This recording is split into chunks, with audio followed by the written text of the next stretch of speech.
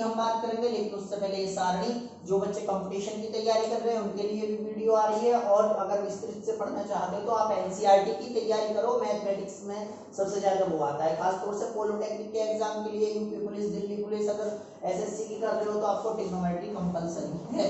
Trigonometry आती है SSC में, ठीक है। और यूपी पुलिस, दिल्ली पुलिस के लिए अलग से मैंने वीडियो बनाई हुई है, आप उन्हें देखा करो, ठीक है। और ये 10th क्लास की चल रही है, पार्ट 3 में लेकर के आया हूँ। देखो इस सारणी को वैसे तो आपने बहुत जगह पढ़ा होगा, बहुत जगह पढ़ा होगा, बहुत सी जगह आपने पढ़ा होगा, आसान तरीका ये वो।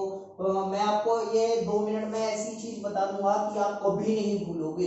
इस सारणी को हमेशा आप याद रखोगे, मात्र इस वीडियो के लास्ट तक। अगर आप 10 बार इसका रिवाइज करोगे, 2 बार सिर्फ वीडियो देख करके आप 10 बार प्रैक्टिस करोगे तो आपको ये अच्छे से याद हो जाएगी। पहले तो मैं करता हूँ कि वो बहुत से व्यक्ति जो मतलब YouTube पर, किताबों में बहुत से टीचर्स भी बताते हैं कि भाई एक आसान तरीका याद करने का, अगर मैं कहूँ तो वो क्या करते हैं, जीरो का मान, साइन जीरो का मान निकालने के लिए 0/4 करते हैं। तो क्या होता है भाई, जीरो को अगर 4 से डिवाइड करेंगे तो जीरो का अंडरूट जीरो, तो जीरो होगी। फिर वो करते हैं 30 के मान के लिए अंडरूट 1/4 रखते हैं, भाई 1 का तो अंडरूट 1 और 2 का हो गया, 4 का हो गया 2 रूट हो गया, तो 1/2 हो गया, ठीक है। फिर 45 के लिए वो रखते हैं 2/, तो भाई 2/2 बन जाए, 2 2 जा 4, तो क्या हो गया 1/2, तो भाई 1 तो 1 अंडरूट 2, तो 45 का क्या आ गया, ये आ गया, ठीक है।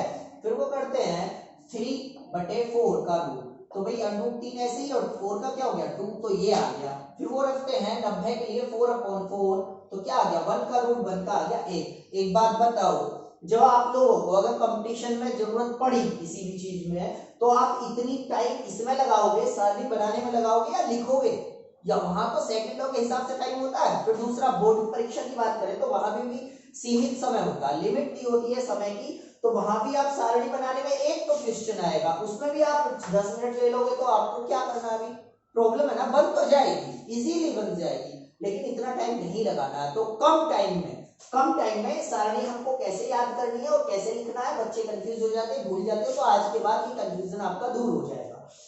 देखो आप सिर्फ साइन के याद कर लो, सिर्फ साइन के याद कर लो, अगर सेकंडों में आंसर चाहिए। 0 का 0, 30 का 1/2, 45 का 1/2 और 60 का √3/2, 90 का 1, ये याद कर लो बस। 0 का 0, 90 का 1, बीच में भाई 0 और 90, 1 के बीच के ही इसके सारी वैल्यू होती है, ठीक है। अब देखो कोस का इजीली कैसे बता देंगे, साइन 0 है तो जो 90 का है वो 0 का होगा, जो 0 का है वो 90 का होगा, जो 60 का है वो 30 का होगा, जो 30 का है वो 60 का होगा, 45 का सेम होता है। तो ये और ये, इसमें कोई आपत्ति है नहीं। अगर ये है भाई, आप बेचो, डायरेक्ट आप आंसर बता सकते हो। कैसे भाई, कोस 30 का 60 का क्या याद करा था, √3/2, 30 का क्या हो गया √3/2, भाई कोस 60 का 30 का क्या था, sin 30 का 1/2, तो कोस 60 का क्या हो गया 1/2 हो गया, सिंपल है। 45 का सेम होता है 1/2, 0 का 1 हो गया, 1 का 0 हो गया, बात खत्म हो गई, ठीक है। अगर मैं बात करता हूँ 10 की, यहाँ पर प्रॉब्लम बच्चों को स्टार्ट होती है, ये तो हर किसी के याद हो जाते हैं। देखो ये 10 में अगर कोई प्रॉब्लम है, आप लोग छोटे छोटे बच्चे भी होंगे, बड़े भी होंगे, कंफ्यूजन सभी को होता है। तो देखो जो 10 है, 10 का एक फॉर्मूला मैं पिछली वीडियो में बता चुका हूँ, ये sin θ/cos θ है। बस मेरी ट्रिक को याद करने के लिए 2 चीज आपको जरूर याद रखनी चाहिए, वो तो हर जगह काम आती है। सपोज सबसे पहली, अगर 0 को किसी से भी भाग करोगे, 2 से 3 से, तो 0 आती है, और 0 को किसी से भाग करोगे तो इनफाइनाइट आता है। ये 2 चीज आप याद रखो, ठीक है। और 0 का उल्टा, अगर हम 0 का अपोजिट करें तो इनफाइनाइट होता है, ये चीज याद रखो, आपको ट्रिक समझने में आसानी होगी, ठीक है। तो 10 में क्या है, साइन का वैल्यू ऊपर रखो, कोस का नीचे, 0 की पूछ रहे हैं तो 0/1 क्या हो गया 0।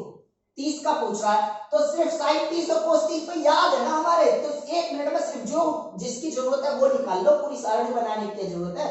अगर 30 की बात कर रहा है तो 1/2, √3/2, 2 से 2 कट गया, 1/√3, देखो सिंपल। 45 की बात कर रहा है, 1 से है डिवाइड कर दो 1। अगर 60 की बात कर रहा है, 2 से 2 कट गया √3, और 0 से भाग करना, मैंने अभी बताया था 90 की बात पूछ रहा है, तो 0 से भाग कर रहे हैं तो डिवाइड कर रहे हैं तो इनफाइनाइट। अब देखो ये चीज सिंपली ऐसे नहीं करना, इतना सारा मतलब विस्तृत हो जाएगा, आपको सिर्फ माइंड में सोचना है कि भाई 45 सेम हो गए, साइन का भी कोस का भी कट गया, 1 आ गया। 30 का करना है तो साइन 30 1/2, और इसका होगा √3/2, 2 से 2 डिवाइड होगा 1/2, सिंपल। 60 का इतना टाइम ही नहीं लगा, और √3/2 और कोस का होता है 1/2, डिवाइड कर दो, सिंपल। क्या आ गया भाई 2 से 2 √3 बटे 2, 2 से 2 कट गया तो √3 आ गया, सिंपल। ठीक है, अब आप कोट पे आ जाओ। कोट का यही ट्रिक आजमा लो, सिर्फ कोस को ऊपर लिख लो और साइन को नीचे लिख लो। कोस को ऊपर, साइन को नीचे, इनफाइनाइट। कोस को ऊपर 2 से 2 कट गया √3, 1 कट गया। इस कोस को ऊपर रखोगे, इससे डिवाइड करोगे, 1 बटे √3 हो गया, सिंपल। और ये 0 को ऊपर रखोगे तो 0 को 1 से भाग करोगे तो 0। ठीक है, इसकी दूसरी ट्रिक भी है, आप ये वाली ट्रिक याद रखो। कोट के लिए कोस बटे साइन और टेन के लिए साइन बटे कोस, ये याद रखो। वैसे तो इसका यहाँ ऐसे भी होता है, पर ऐसे भूल जाओगे। सीधा सीधा सिर्फ 2 याद करो और ये वैल्यू पुट करो फटाफट, जो आंसर चाहिए 3-4 बार मन में सोचोगे ना, अपने आप याद हो जाएगा। सेक और कोसेक इसकी तो बात ही अलग है, ये तो सबसे आसान है क्योंकि ऊपर के 2 हमारे याद है। तो सेक का भाई सबसे पहले सेक उल्टा चल रहा है। सेक किसका उल्टा है? किसका उल्टा है? सेक किसका उल्टा है? कोस का उल्टा है।